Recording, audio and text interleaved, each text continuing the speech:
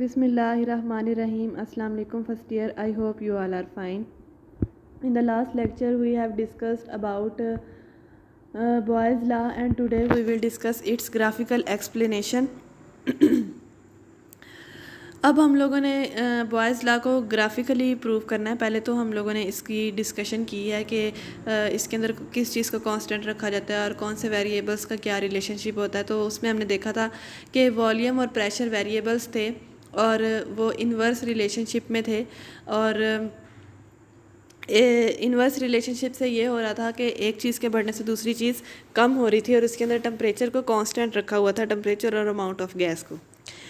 सो graphical explanation अगर हम boys law की देखें तो वो कुछ ऐसे है कि अगर let us take a particular amount of gas at constant temperature, say 0 degree centigrade, and enclose it in a cylinder having a piston in it। आपने एक सिलेंडर लेना है, उसके अंदर गैस को डालना है, और गैस का ऐसा सिलेंडर होना चाहिए जिसके मूवेबल पिस्टन हो, और उसका टेम्परेचर जो है वो 0 डिग्री सेंटीग्रेड पर आपने मेंटेन कर देना है। जब उसका प्रेशर जो है वो वेरी किया जाता है तो उसका वॉल्यूम चेंज होगा, ठीक है। Increase in pressure decrease the volume, pressure के बढ़ने से वॉल्यूम क्या हो जाता है, कम हो जाता है। अगर हम ग्राफ प्लॉट करें, प्रेशर को हम एक्स एक्सिस पर रखें और वॉल्यूम को वाई एक्सिस पर रखें तो एक कर्व ऑब्टेन होती है, जैसा कि नीचे आपको डायग्राम में नज़र आ रही है। इस कर्व को हम आइसोथर्म बोलते हैं। Iso means same and therm mean temperature. अब देखिए हमने टेम्परेचर को कांस्टेंट रखा है ना, तो इसलिए इसको आइसोथर्म का नाम दिया गया है। अब अगर हम टेम्परेचर को चेंज करें 0 डिग्री सेंटीग्रेड से 25 डिग्री सेंटीग्रेड पर लाने के बाद उसको दोबारा से हम कांस्टेंट कर दें और फिर प्रेशर को चेंज करें तो क्या होता है, सेम आइसोथर्म ऑब्टेन्ड होती है, लेकिन वो आइसोथर्म जो है वो एक्सिस से, यानी कि प्रेशर और वॉल्यूम जो एक्सिस हैं या एक्स और वाई जो एक्सिस हैं उससे थोड़ी दूर होगी। आप ये दो नीचे तस्वीर में आपको दोनों कर्व्स नज़र आ रही होंगी। जो पहली कर्व है वो थोड़ी एक्सिस के क्लोज है और जो दूसरी कर्व है वो थोड़ी एक्सिस से दूर है।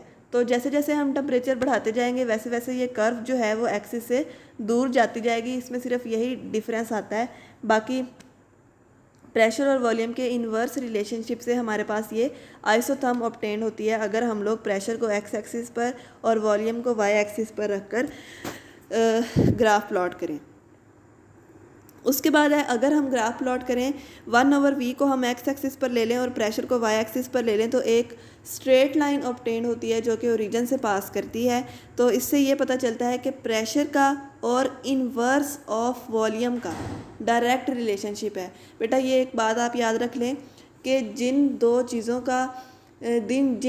के दरमियान ग्राफ प्लॉट करने से स्ट्रेट लाइन ऐसी है जो ओरिजिन में से पास करे, उनके दरमियान में डायरेक्ट रिलेशनशिप होता है, ठीक है।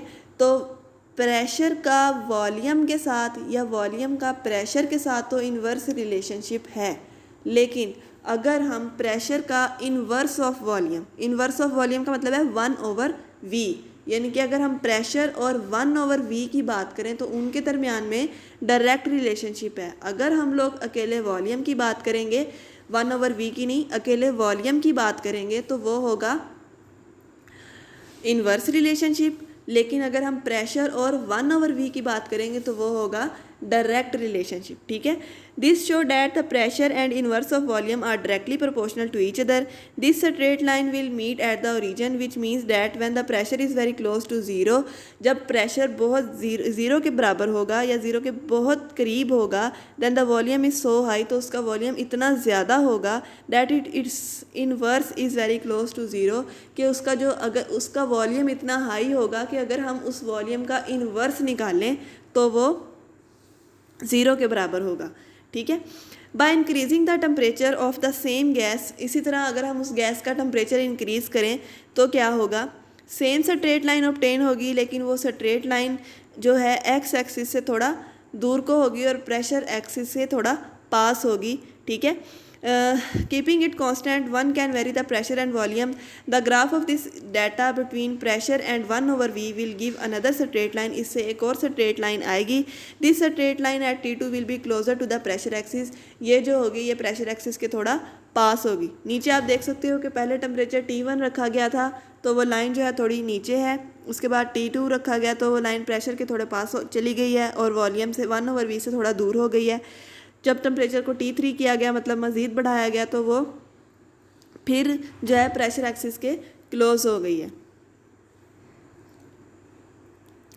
अब आपने ग्राफ प्लॉट करना है, प्रेशर को लेना है आपने एक्स एक्सिस पर और प्रेशर और वॉल्यूम के प्रोडक्ट को आपने लेना है वाई एक्सिस पर। तो स्ट्रेट लाइन आएगी आपके पास, लेकिन वो होगी हॉरिजॉन्टल यानी कि एक्स एक्सिस के पैरेलल डायरेक्शन में होगी। This straight line indicate that के इज़ अ कांस्टेंट क्वांटिटी। अब इससे ये बात प्रूव हो रही है कि हम प्रेशर जितना मर्ज़ी चेंज कर लें, प्रेशर के चेंज होने से वॉल्यूम चेंज हो जाएगा और प्रेशर और वॉल्यूम का प्रोडक्ट जो है वो हमेशा एक कांस्टेंट क्वांटिटी आएगा और वो पी वी के बाद किसी भी पॉइंट पर ऊपर या नीचे नहीं होता, पी वी से ही स्ट्रेट लाइन आती है।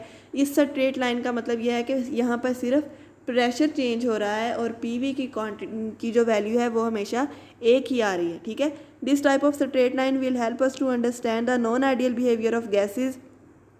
इससे हम नॉन आइडियल बिहेवियर देख सकते हैं कि जिस गैस के लिए हम लोग ये ग्राफ प्लॉट करें और उसकी स्ट्रेट लाइन ना आए तो वो गैस आइडियल नहीं होती, क्योंकि ये सारे के सारे जो गैस लाज हैं वो आइडियल गैस पर ही होते हैं। तो जो इससे थोड़ी वेरिएशन शो करेगा या चेंज बिहेवियर शो करेगा वो गैस नॉन आइडियल होगी, वो आइडियल नहीं होगी। Boyle's law is applicable only to the ideal gases. Boyle's law जो है वो सिर्फ आइडियल गैसेस पर एप्लीकेबल है।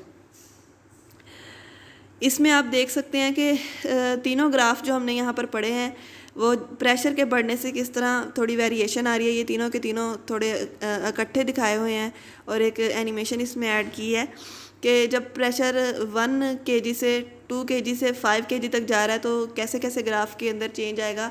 प्रेशर और पीवी का स्ट्रेट लाइन आता है horizontal to the pressure axis. 1/v और पी के दरमियान में जब बनाते हैं तो वो स्ट्रेट लाइन आती है पासिंग थ्रू द ओरिजिन। और अगर प्रेशर और वॉल्यूम के दरमियान में बनाया जाता है तो आइसोथर्म ऑब्टेन होती है जो कि एक कर्व है।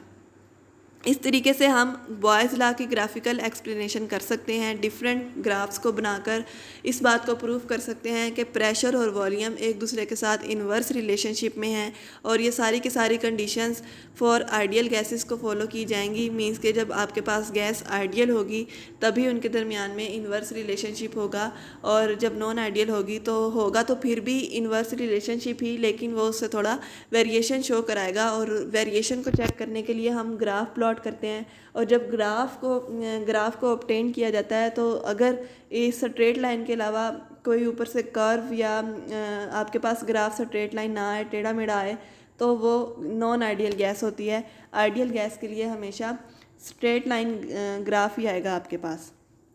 इस तरीके से हम बॉयज़ लॉ को ग्राफिकली एक्सप्लेन कर सकते हैं। उम्मीद है कि आपको समझ आई होगी। अल्लाह ताला आपको अपने हिफ्ज़-ओ-ईमान में रखे। अल्लाह हाफिज़।